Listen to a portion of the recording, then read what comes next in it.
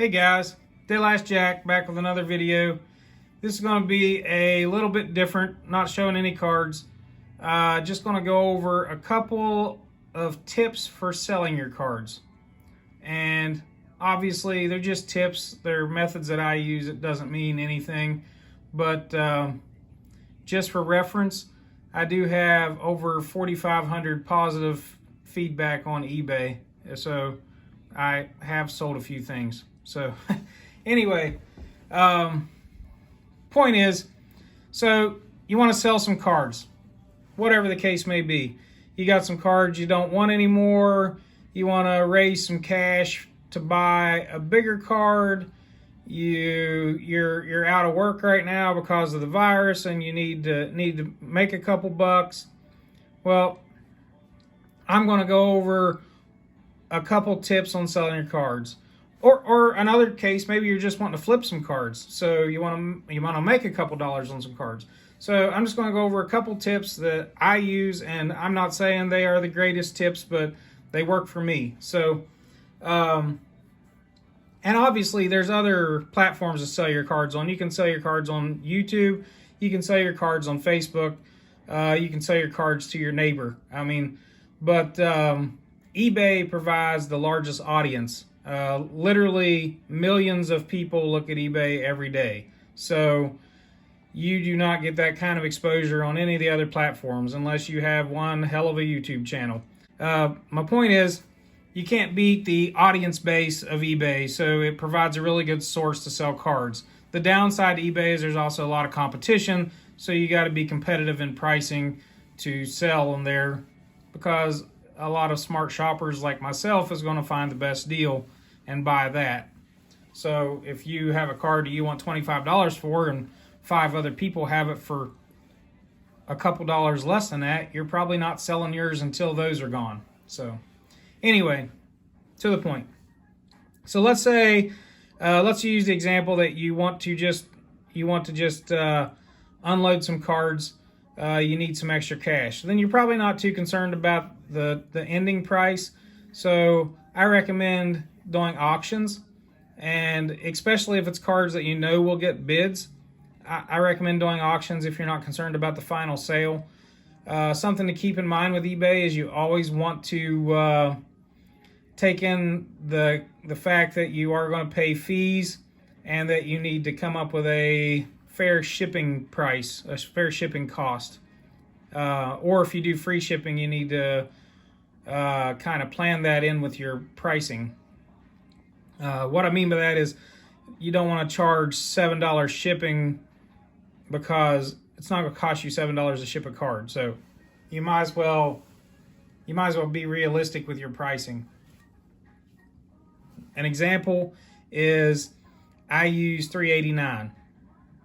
That's my standard shipping cost for anything that's going to get tracking. And I have a small eBay store, so I get a discount on postage if I print it. And I also get a discount on envelopes if I order them from eBay, because I have a store. So that allows me to be at that $3.89 and still be okay. Most cards I end up only paying $2.75 to $3.25 shipping. So my $3.89 is fair, and I can use the remainder that it doesn't cost me to help cover some of the eBay fees.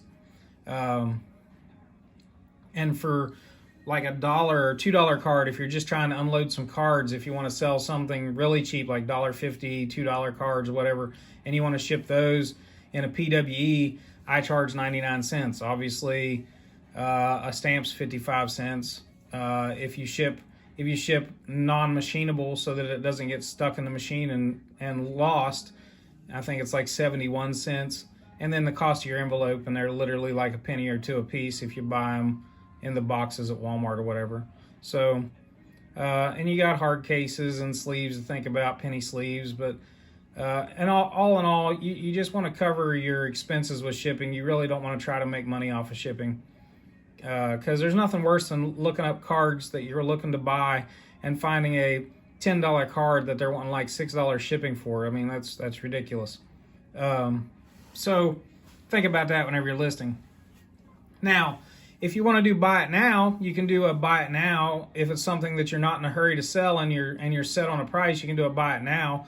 But when you do a buy it now, you need to probably do a little research and compare prices to what is selling for what price and other buy it now listings. I try to stay on the lower end of the other buy it now listings unless I am offering a best offer, and then I might go mid ground and be willing to accept a certain number. So, but that's on cards that you're planning on sitting on, and that's still stuff that you're just moving. And once again, you still got to keep in mind those seller fees. Between PayPal and eBay, it's like 13%. So for easy math, if you're selling a $10 card, you're going to lose $1.30 of that. So you're only going to get $8.70 net out of that card. So in the case of flipping, if you gave $5 for the card, you're still ahead. If you gave $8 for the card, you're still ahead, but not much. If you gave $9 for the card and you sell it for $10, then you lost money. So something to keep in mind. What else? So if you do auctions, and I'm sorry I'm bouncing around a little bit here, but if you do auctions, you want to do 7-day auctions to get more exposure, and you want to end it at a good time. Meaning you don't want to start an auction at like 7 o'clock in the morning because no one's going to see it. You want it to end in the evening, and you want to think about the time zones. If you're selling to the United States only, for instance, you want to end it like between 8 and 9 o'clock Eastern time, and that gives people in the western part of the United States time to see that after work as well. So keep that in mind if you do auctions. And I don't know this for 100% sure, but I have heard and read a lot of things that say that Sundays and Wednesdays are the best nights to end auctions on. For some reason, they tend to be the best nights for sales as far as the most exposure. So something else to keep in mind if you're doing auctions. I've covered shipping costs, I've covered auctions, I've covered buy it nows. So like I said, just a few little tips on selling if you decide to sell on eBay. A few little things to keep in mind that'll help you sell more cards, hopefully get the money out of them that you're looking for, or at least close to it. It's really unpredictable, and the less feedback you have, the less price you're going to get, especially if you're doing auctions. I've noticed as my feedback's gotten higher over the years that I can sell stuff a lot closer to like other people. Like if you watch like probe scene auctions or whatever, they end higher than some things that are buy it now priced. It makes no sense to me, but it's because they have a reputation selling a lot of cards, so that helps them to get that price out of those cards. If you get on there with 15 feedback, you are probably not going to get the best prices out of your cards unless it's some really sought after cards. So keep that in mind also. Enough rambling. Thanks for watching. Stay safe, stay healthy. We'll see you on the flip side.